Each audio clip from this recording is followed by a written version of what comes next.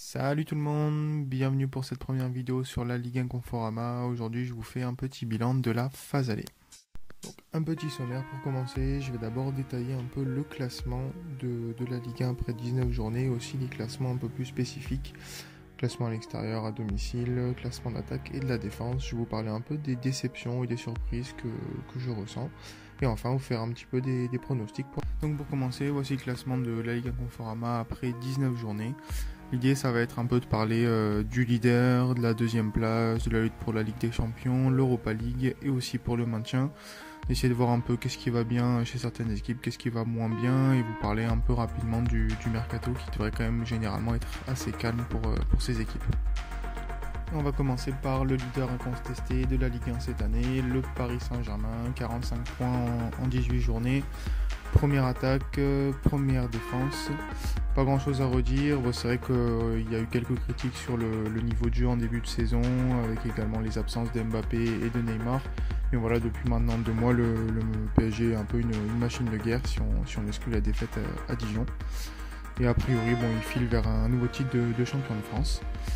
Au niveau du mercato, ça risque d'être assez calme. Il y a le cas de Cavani à gérer, partira pas, on en saura plus d'ici un mois. Quelques joueurs comme Kurzawa, Draxler qui jouent pas forcément beaucoup, qui pourraient peut-être partir. Et au niveau recrutement, a priori un central qui est recherché. On parle de Koulibaly, mais pour l'instant rien de très concret. Voilà pour le PSG. Et à la deuxième place, on retrouve l'Olympique de Marseille. Première surprise pour moi, parce qu'il faut se rappeler qu'ils avaient pris un point en 2 journées au début du championnat. Alors c'est vrai qu'ils sont fait sortir en Coupe de la Ligue, mais ils sont toujours là en Coupe de France. Et surtout en Ligue 1, voilà, ils ont 38 points, 5 points d'avance sur la 3ème place. Une très belle équipe qui a été construite par André Villas-Boas, avec des bonnes recrues cette année, Alvaro González, Benedetto, Rongier. La résurrection de pas mal de joueurs, les recrues de l'année dernière, Adonic, Chamavi, Kaletatsar, ou encore d'anciens joueurs tels que Payet et Mandanda. Donc voilà, l'équipe est vraiment assez impressionnante. Le risque pour moi, c'est que dès qu'un titulaire manque, les résultats peuvent s'en aller assez rapidement.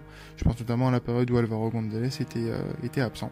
Voilà, le manque de banc peut poser problème, surtout qu'au niveau mercato, il va pas se passer grand chose a priori. Peu de liquidité pour l'OM, peut-être du dégraissage, soit Germain ou les jeunes. Essayer de chercher des opportunités, mais a priori l'effectif va très peu bouger pour la deuxième partie de saison. Avec 33 points et un match en moins contre Nîmes, si je dis pas de bêtises, on retrouve Rennes à la 3ème place. Alors ça c'est une autre surprise pour moi. Je les voyais pas aussi haut après la première partie de saison. Mais c'est vrai qu'ils ont une belle équipe avec notamment Rafinha qui explose maintenant et le jeune Kamavinga qui fait une super première partie de saison. L'Europa League leur a bouffé de l'énergie, mais leur a apporté beaucoup d'expérience aussi.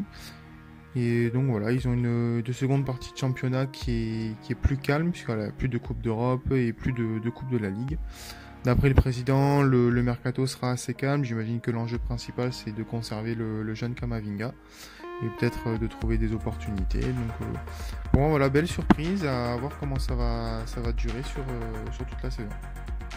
Et ensuite, on a un gros peloton de la 4ème à la 14ème place qui se tient en seulement 6 points, mené par Lille et où Saint-Etienne ferme la marche. Alors c'est assez incroyable cette année la densité d'équipes pour la lutte pour la 4ème place, voire même la Ligue des Champions, parce qu'ils sont pas si loin devant Rennes. Et on peut voir en fait qu'il y a plusieurs types d'équipes. Il y a des grosses équipes qui sont en manque de résultats. Je pense notamment à Monaco qui a une défense assez catastrophique cette année. Et Lyon qui a déjà changé du coup 2 fois d'entraîneur au début de saison puis en cours de saison, qui a pas mal de blessés. Après on a aussi des habitués si on veut à la lutte pour l'Europe. Je pense à Saint-Etienne, Bordeaux et même Nice, avec notamment les dernières équipes Bordeaux-Nice qui viennent d'être rachetées, avec un peu des tensions au niveau des supporters. Saint-Etienne, eux, je pense qu'ils sont un peu éreintés par leur campagne européenne qui a été mauvaise. Pour le coup, ils avaient un groupe assez abordable et ils n'ont pas réussi à s'en sortir. Après, on a quelques groupes structurés qui montent et qui s'accrochent bien cette année. Je pense à Montpellier avec Michel Derzakarian qui était 6ème l'année dernière et qui confirme. À Reims aussi qui se construit toujours bien grâce à une bonne défense. Et Angers qui continue de progresser et qui cette année est 8ème après 19 journées. Et enfin, il y a quelques surprises. Je pense notamment à Strasbourg qu'on n'attendait peut-être pas là. On les attendait plus se battre pour le maintien, mais ils sont vraiment bons à domicile. Les matchs d'Europa League en début de saison, à mon avis, leur ont bien servi au niveau de l'expérience. Et enfin, Nantes qui a changé d'entraîneur, qui a une attaque assez faible, mais qui finalement s'en sort bien avec une super 5e place. On verra si ça tient. Au niveau du mercato, dans l'ensemble, beaucoup d'équipes qui vont pas forcément recruter beaucoup, voilà, un peu de liquidité. Après, je pense qu'à Lyon, il y aura forcément des recrutements pour remplacer les blessés Reine Adélaïde et Depay qui ont eu leur saison qui est terminée. À Monaco, j'espère qu'ils vont réussir à trouver un défenseur. Pour les autres équipes, à mon avis, l'objectif c'est chercher un bon coup et éventuellement conserver les quelques bons joueurs de l'effectif. Un petit mot sur le Stade Brestois maintenant, 22 points à la 15e place, 4 points d'avance sur la 16e place, 3 points de retard sur la 14e place.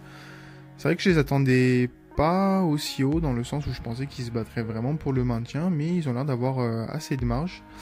Il y a la révélation de l'année, l'Arseneur, qui a un gardien vraiment incroyable, et en plus Charbonnier en attaque qui revient de mieux en mieux.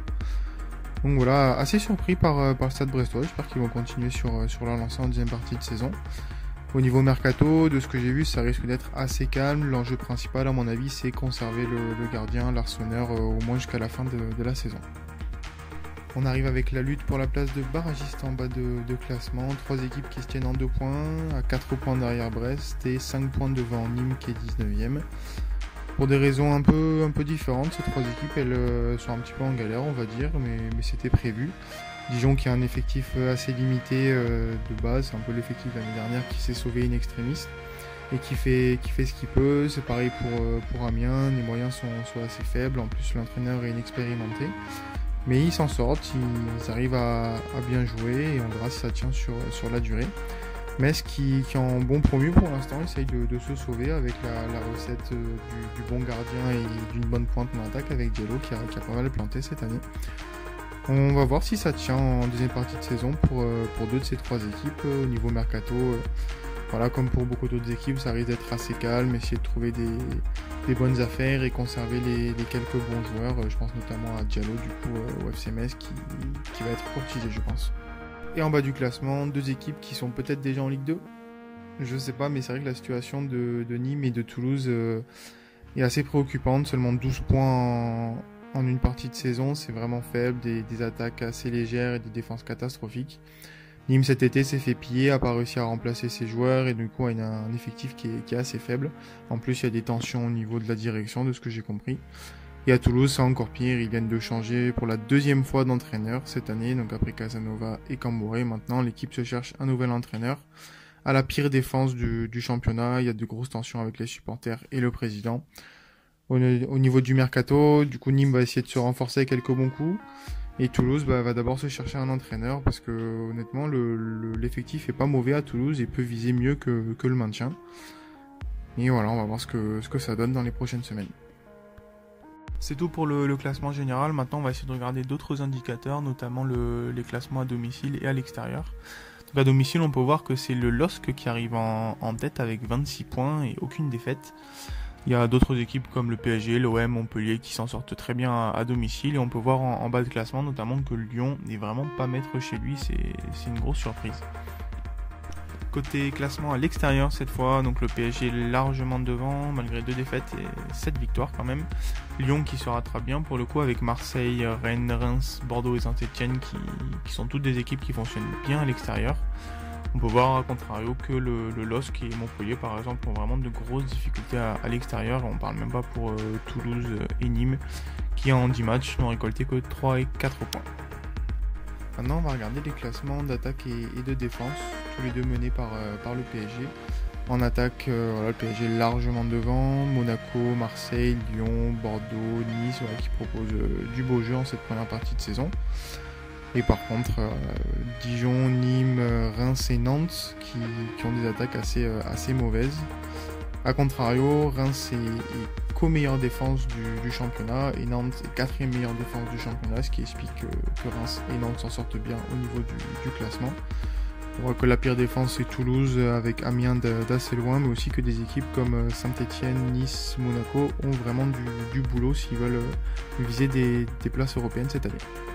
Alors si je devais faire des pronos pour la deuxième partie de saison, alors ça va être difficile là tout de suite puisque le mercato est pas encore passé, mais dans l'état actuel des choses, C'est vrai que je verrais bien donc le PSG champion de France devant l'OM qui, à mon avis, sauf blessure, fait un très beau dauphin.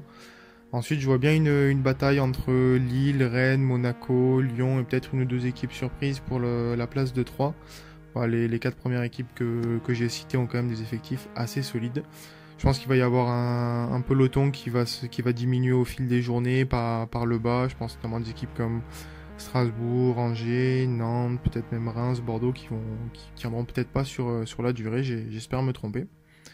Et enfin, en bas de classement, j'ai peur que Nîmes ce soit la fin. Ils ont peu de chances de s'en sortir. D'après moi, leur effectif est vraiment limité.